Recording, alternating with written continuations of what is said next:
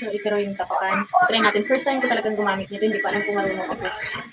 Kasi medyo masakit na yung kamay ko sa pagkakamay ng pagkakamay na nagkakamay na ako. So, itry ko itong regalo namin kay mama ko para bukas. Regalo namin sa kanyang birthday. So, itry ko muna. So, hihiramin ko muna bago ko ibigay sa kanya. Itry ko kung marunong ako.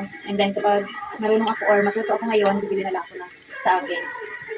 Ito kasi yung tinatapakan para tumakbo yung makina. And then, ito yung isa sa kuryente. Baba! Di ba na rin pala siya? Ito. Kung ayan, na rin kung ayaw.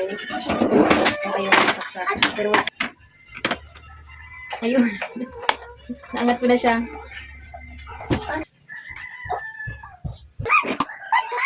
Katman! Katman! Kuya siya. Patsi.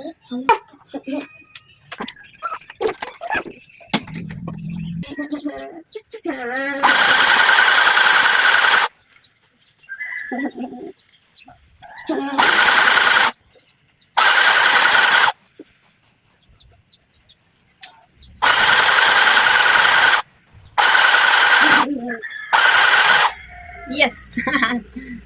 Yes! Marunong na ako. So, medyo natagalan lang ako kanina kasi nga natanggal yung karayom. Hindi ako marunong.